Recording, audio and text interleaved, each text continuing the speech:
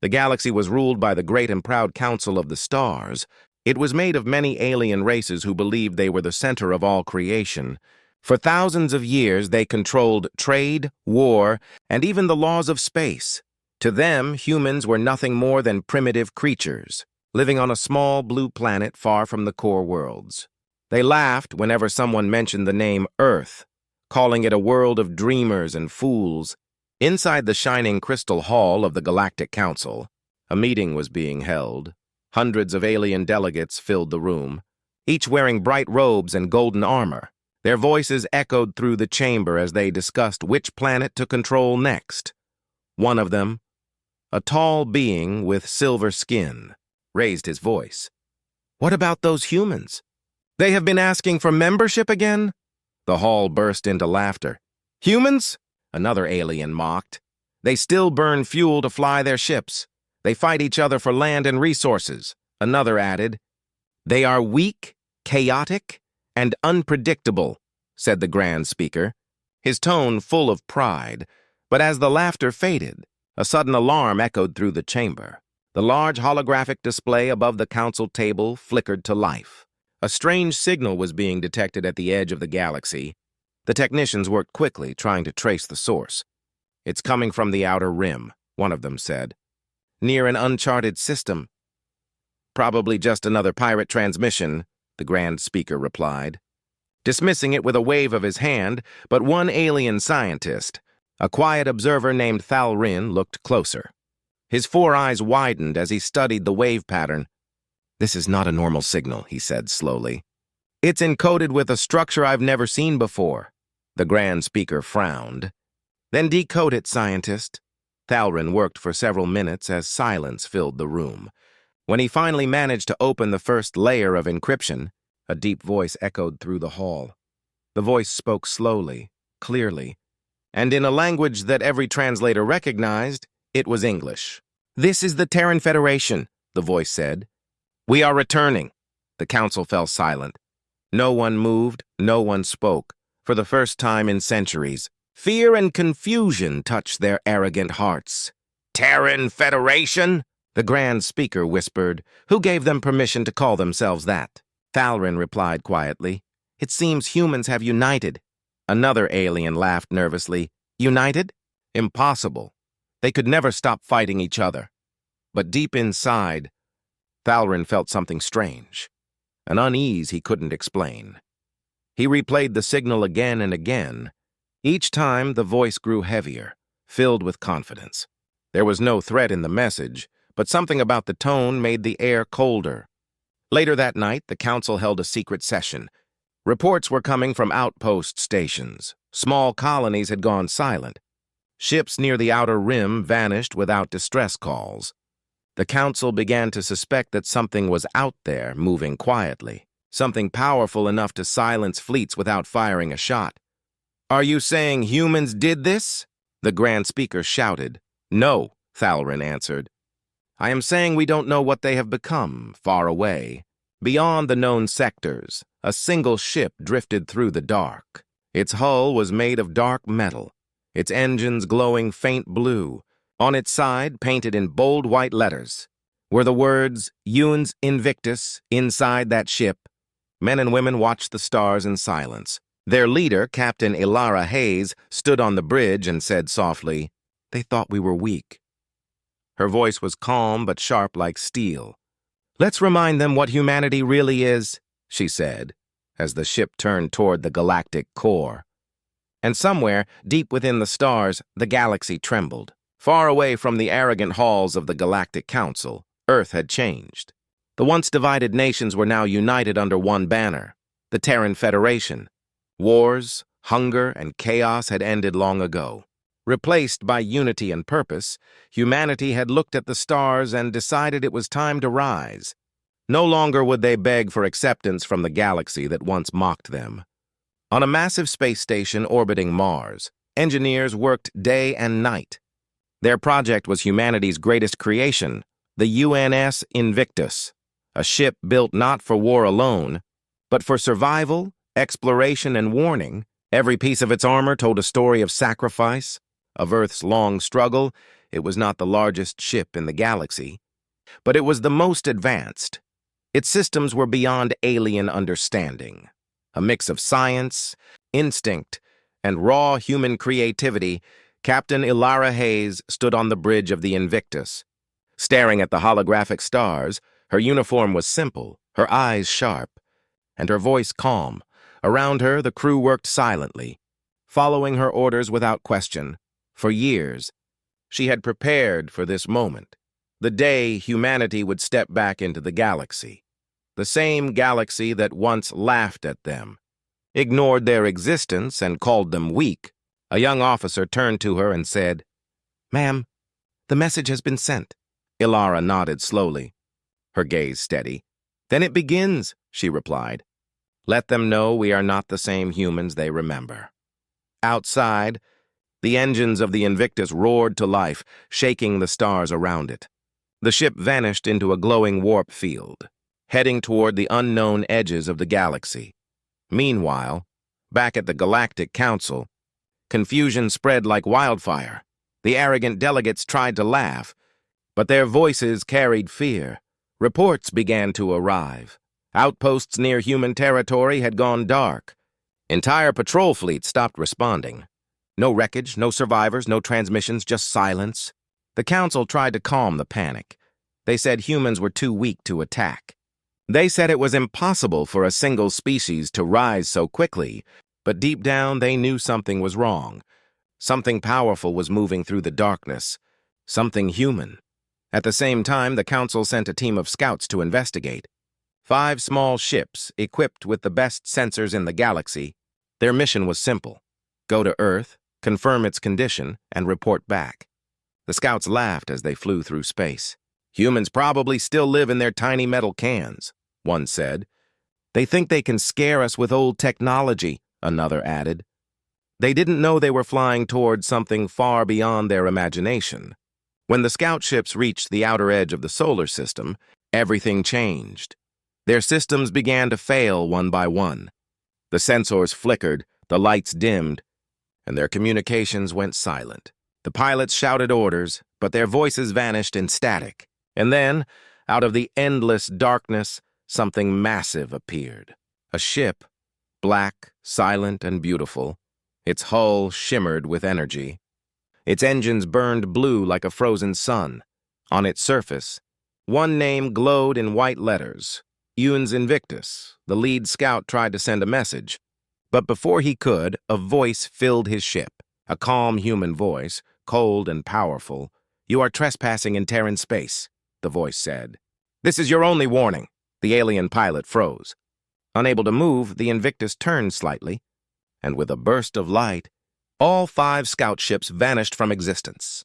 Hours later, the Galactic Council received the final transmission from that sector. It was a short message filled with static and fear. A single line of text repeated over and over again. "They are here." The council chamber fell silent. No one spoke, no one laughed. For the first time in history, the galaxy began to understand humanity had returned. And this time, they would not be ignored. The Galactic Council was in chaos. The mysterious disappearance of the scout fleet had shaken their confidence. For centuries, no one had dared to challenge them. Now, for the first time, they faced an enemy they could not understand. Whispers filled the grand halls of the council. Some believed it was a new weapon. Others thought it was a ghost fleet. But the scientist Thalrin was sure it was humanity. He stood before the council, trembling but certain. "The readings confirm it," he said. "The energy signature matches human design, but it's far beyond anything we've ever seen." The grand speaker pounded the table with his clawed hand. "Impossible!" he roared. "Humans can't create such power!" Thalrin didn't answer. He simply replayed the final transmission. The room fell silent as the words echoed once more. "They are here." The council members shifted nervously. The arrogance that once filled their voices was slowly fading. Still, they refused to believe that a single human ship could cause such fear. To prove it, they sent another patrol. This time, heavily armed and ready, 5 destroyers and 2 cruisers. The pride of the Zavarian Empire, their mission was clear: locate the human ship and destroy it. The alien fleet moved quietly through the dark sector. Their scanners searched the empty void for any trace of human activity. At first, there was nothing, only silence. Then, one of the ships picked up a faint signal. It was small, steady, and pulsing like a heartbeat. They followed it, not realizing they were being watched. High above them, hidden in the shadows of a dying star, the UNS Invictus waited. Its dark hull blended perfectly with the void on the bridge. Captain Alara Hayes watched the alien fleet through the main display. "They came prepared," she said quietly. But not enough. Her crew moved efficiently, silent and focused. They didn't speak of hate or revenge, they spoke of duty, of justice. The tactical officer turned and said, "Captain, they are locking weapons." Ilara's eyes didn't blink. "Hold fire," she commanded. The alien ships unleashed their attack. Beams of light filled the darkness. Explosions erupted around the Invictus, but none touched its hull. The energy vanished before impact, absorbed into the ship's defense field. Inside the alien fleet, panic spread quickly. "Their shields absorbed everything," one pilot shouted. "It's not possible." Then, the Invictus answered, with a single pulse of energy. The human ship fired. The beam didn't look like fire or plasma. It was something else, clean, bright, almost silent. It struck one alien cruiser, and within seconds, the ship simply disappeared. No explosion, no debris, just gone.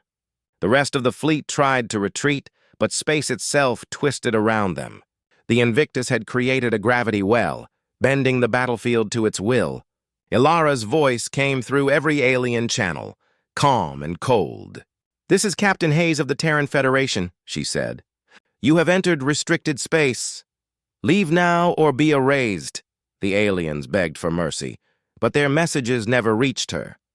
The Invictus moved like a predator, silent and unstoppable, one by one. The alien ships were erased from existence. When the silence returned, only the stars remained. Hours later, the Council received the report from a distant probe. The recording showed the alien fleet vanishing into nothingness. No weapons were visible, no explosions, only light. The Council members watched in silence. Too afraid to speak, one of them finally whispered, "If this is what they can do with one ship, what happens when they send more?" Thalrin looked down at the floor and said softly, "Then the galaxy will finally learn what fear means." In that moment, every being in the Council knew the age of alien dominance was ending, and the age of humanity had begun. The news of the destroyed Zavarian fleet spread across the galaxy like fire. Every world, every empire, every race began to whisper the same word. Humans. It had been centuries since anyone feared that name. But now, fear returned stronger than ever. In the golden capital of the Galactic Council, chaos filled the halls, leaders shouted over each other, demanding answers and action. Some called it a lie, others demanded war, but no one could deny the truth anymore. The recordings were clear. The humans had returned, and they had power beyond reason. The Grand Speaker rose from his seat, his face pale with fear. "We cannot let one human ship destroy the balance of the galaxy," he declared. "Form a grand alliance. Every empire must send ships. Within hours, hundreds of worlds began to prepare for battle. Massive fleets were built, weapons charged, soldiers armed. The galaxy believed its combined might could crush any threat. But far from the noise of the Council, Thalrin watched in silence. He had studied the recordings of the human ship 1,000 times. The energy readings made no sense. Human technology was not supposed to evolve this far. How did they do it? He whispered to himself. No one had the answer, but deep inside, Thalrin knew the truth. Humans had always been different. They had something no other race had, desperation and imagination combined. Meanwhile, light years away, the UNS Invictus continued its quiet journey. It did not hide, it did not run, it simply moved with purpose, heading straight toward the heart of the galactic core, inside the command bridge. Captain Alara Hayes stood watching the glowing stars on her display. Her crew worked with silent focus, their faces calm. She turned to her tactical officer and said, "They are preparing for war." "Yes, ma'am," he replied, "thousands of ships, all headed our way. Alara smiled faintly. Good. Let them come. She was not overconfident. She was determined the Invictus was not built to destroy. It was built to teach, to remind the galaxy what humanity truly was, the species that survived everything, from wars and hunger to extinction itself. And now, it was time to show that spirit to the stars. Days later, the galaxy's greatest fleet assembled near Vorn Prime. It was a sight unlike any other. Thousands of warships filled the dark space, their engines burning bright. The commanders laughed among themselves. How strong can one human ship be? They said, they can't face the might of 10 empires. They had no idea what was waiting for them. The Invictus arrived quietly at the edge of the system. Its sensors scanned the fleet, counting ships, thousands upon thousands. But Alara was not afraid. She turned to her crew and said, "Activate distortion fields." The stars around the Invictus began to bend. Space itself rippled as the human ship disappeared from scanners. Moments later, the first alien commander shouted, "We lost visual contact." Before they could react, the first explosions began.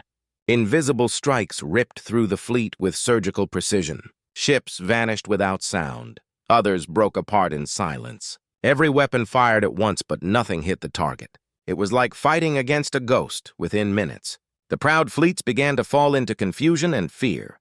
From her bridge, Alara watched the chaos unfold. She didn't smile. She didn't cheer. She simply said, "They chose this path." Her voice was calm, her eyes cold like the stars. The Battle of Vorn Prime had begun, and by the end of it, the galaxy would remember the name human forever. As explosions lit up the void, one thing became clear. The age of alien arrogance was ending, and the era of humanity had only just begun. The battle for Vorn Prime began in silence. Thousands of alien ships waited in formation, their weapons glowing with deadly power. Across the void, the UNS Invictus floated calmly, a single black shape against a sea of stars. For a moment, it looked peaceful, almost fragile. But inside that ship, power beyond imagination waited to be unleashed. The alien admirals watched their scanners, searching for movement. Then, without warning, the Invictus vanished from every screen. Panic spread through the fleet. "Where did it go?" one commander shouted. Another voice answered, "It's behind us." Before they could turn, a beam of white light cut through space. In an instant, 10 alien warships disappeared, leaving nothing but silence. The Invictus moved like a shadow, faster than light itself. Its weapons were precise, beautiful and terrifying. Every shot struck with purpose, never missing, never wasting power. To the aliens, it was like fighting a god. Their weapons could not lock. Their shields failed. Their systems crashed. Every defense they trusted turned useless against human technology. Inside the human ship, the crew worked calmly. No one panicked. No one shouted. They followed Captain Alara Hayes' orders without question. "Focus on disabling, not destruction," she said. Her voice was steady, filled with quiet control. "We will show them our strength, but we will not become monsters." Outside, the alien fleet was collapsing. Their formations broke apart. Ships collided and communication failed. The commanders screamed for retreat, but it was too late. The Invictus controlled the battlefield completely. Its distortion field bent light and gravity, turning enemy fire away like dust in the wind. Every few seconds, a ship vanished. Erased by silent human precision, the galaxy watched in horror. Millions of beings across hundreds of worlds saw the live broadcast. They had expected to witness the fall of the humans. Instead, they saw the impossible. One Terran ship destroying an entire armada. Messages flooded the council chambers. "How can this be happening?" Even the Grand Speaker could not hide his fear anymore. On the Invictus, Alara stood in the center of the bridge, her eyes fixed on the tactical display showing thousands of red enemy markers. She knew they were scared now. She could feel their panic. "Send them a message," she said quietly. Her communication officer nodded and opened the channel. Ilara's voice echoed through every alien ship. "This is Captain Alara Hayes of the Terran Federation. Lay down your arms and leave this system. You attacked us with arrogance and fear. Now you will learn respect." Her words carried across the battlefield like thunder. For the first time in history, the mighty alien fleets hesitated. Some ships began to retreat. Others simply powered down their weapons, but not all obeyed. A group of desperate commanders ordered a final attack. They unleashed everything: plasma beams, missiles, and energy storms. The Invictus took every hit head-on. When the smoke cleared, it still stood untouched. Its armor glowed faintly, but not a single crack appeared. Ilara gave one last order. "End it," she said. The Invictus fired once more, a silent pulse of blue light that swept across space. Every alien weapon went dark, every ship powered down. Engines stopped, shields failed, and the great fleet fell still. The Battle of Vorn Prime was over. When it ended, the galaxy went quiet. The once mighty empires now trembled in disbelief. In a single day, the humans had rewritten galactic history. No longer were they seen as weak or primitive. They had proven that courage and unity were stronger than any ancient power. On the bridge of the Invictus, Ilara looked out into the fading starlight. Her crew stood in silence. Waiting for her command, she spoke softly. "We did not fight to rule, we fought to be remembered." And somewhere deep within the stars, the galaxy began to whisper the same word once more: humans. The news of the Battle of Vorn Prime spread faster than light. Every corner of the galaxy was talking about one name: humanity. The once forgotten species from a small blue planet had done the impossible. One ship had defeated 10 empires in a single battle, and now fear and curiosity spread through the stars. In the grand chamber of the Galactic Council, silence ruled. The great leaders who once mocked humans now sat in disbelief. Their empires had fallen silent, their fleets destroyed or surrendered, and still, the humans had not attacked their worlds. They waited, patient and calm, as if they already knew what would happen next. The scientist Terran stood once again before the council. His eyes were tired, his voice low. "I warned you," he said. "You underestimated them." The Grand Speaker's voice trembled. "How did they do it? How did humans create such power in so little time?" Terran sighed. "They did not just build new technology," he said. "They learned from us." He showed them data. Images of captured human ships, recovered years ago by alien patrols. They were old and damaged, but their designs told a story.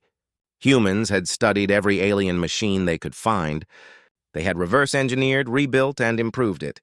While the rest of the galaxy stayed comfortable with their old traditions, humans had evolved. They mixed alien science with their own brutal creativity, and the result was something no one could match. "Their real weapon is not technology," Terran said. "It is their mind. They don't give up, they don't stop, and they never forget." The council members listened in silence. Some felt shame, others fear, but one emotion was the same in every heart: respect.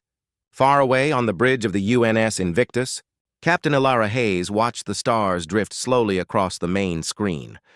Reports from across the galaxy came in. Alien fleets were surrendering before even seeing her ship. Entire worlds were offering peace treaties to the Terran Federation. Her communication officer turned and said, "Ma'am, they're asking for negotiations." Ilara nodded. "Then it's time." A message was sent to the Galactic Council. It was short and simple. "We are coming." The Council panicked at first. They prepared their defenses, their planetary shields, and their weapons. But when the Invictus arrived, it did not fire. It came in silence. A shadow over their golden city, the massive human ship hovered above the Council's home world. Every citizen looked up and saw it. A dark, beautiful giant among the stars. For the first time in history, the rulers of the galaxy looked small. Ilara opened a channel. Her voice filled every speaker across the planet. "This is Captain Hayes of the Terran Federation," she said. "We did not come for conquest. We came for truth." Her words echoed through every hall. "Every mind, for centuries, you called us weak, primitive, and foolish. You treated us like children in a universe you thought you owned. But while you laughed, we learned. While you ignored us, we prepared. And when you tried to control us, we remembered." There was silence.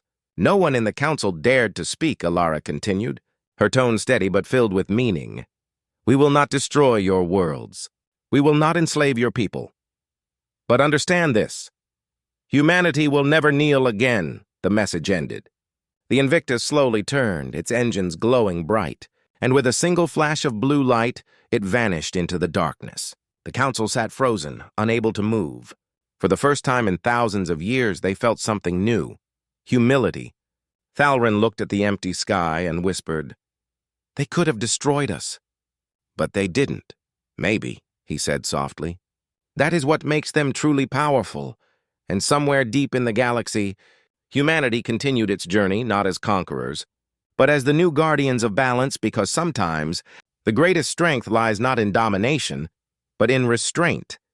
The great halls of the Galactic Council were silent for the first time in thousands of years. There were no arguments, no shouting, no pride. The mighty rulers who once believed they owned the stars now sat trembling. Outside their golden towers, billions of citizens looked to the sky. High above them, the UNS Invictus floated quietly, its engines glowing like a blue sun. Every screen across the galaxy showed the same image: the human ship above the Council world. It did not fire, it did not move, it simply waited. The people of 1,000 worlds watched in awe for generations. They had feared the Council's power. Now, they feared something else: human calm. Inside the Council chamber, the Grand Speaker stood slowly. His proud voice was gone, replaced by quiet fear. "What do they want?" he whispered. No one answered. Then a new sound filled the air. A voice, soft yet strong, echoing across every speaker. "This is Captain Ilara Hayes of the Terran Federation." Her image appeared before the council. She stood tall, dressed in a simple black uniform, her eyes calm and sharp. "You feared us because you could not understand us," she said. "You called us weak when we were learning. You mocked us when we were preparing. And now, you finally see the result of your arrogance?" The council members lowered their heads. Ilara's tone softened. "But we did not come here to destroy you," she continued. "We came here to remind you that every being deserves respect. The galaxy is not yours to rule, nor ours to conquer. It belongs to all who have the courage to fight for peace." Her words spread across the stars like wind through fire. On distant worlds, soldiers put down their weapons. Workers stopped and listened. Children looked up and whispered the name, humans. The fear that had once filled the galaxy slowly changed. It turned into something greater: admiration. The Grand Speaker took a deep breath and spoke. "What do you want from us?" Ilara paused for a moment, then said, "Nothing. We only want truth, understanding, and peace. Humanity will not rule you," she said. "But you will never rule us again." There was silence. Then, slowly, one council member stood and bowed, then another and another, until every representative in the hall lowered their head toward the image of Captain Hayes. In that moment, the galaxy changed forever. The arrogance that had ruled for millennia vanished in a single gesture of respect. Outside, the Invictus began to turn. Its engines hummed softly, lighting the dark sky. Ilara looked out the window of her ship, her reflection blending with the stars. Her first officer approached and said, "Captain." "They're bowing." Ilara smiled gently. "Then maybe they've learned something." "Are we done here?" the officer asked. Ilara nodded. For now, the Invictus rose slowly, leaving the council world behind. Billions watched as the ship disappeared into the vast night. No explosions, no war, only silence. But that silence spoke louder than any weapon, because it carried a message the galaxy would never forget. Back on Earth, as the Invictus returned home, humanity celebrated not victory, but recognition for the first time. The stars were truly open to them, and across the galaxy, old empires began to rebuild. This time side by side with humankind. The Terran Federation had not conquered, it had inspired. Years later, when historians spoke of the Battle of Vorn Prime, they did not call it the day humanity won. They called it the day the galaxy learned humility. And on the walls of the new Interstellar Council, one message was carved in shining silver letters: "Never mistake kindness for weakness again." From that day onward, the name human became more than just a species. It became a symbol of courage, unity, and endless will. And somewhere among the stars, Captain Elara Hayes looked out into the glowing cosmos and whispered, "The galaxy is finally awake." And the stars answered back, "Welcome, humans.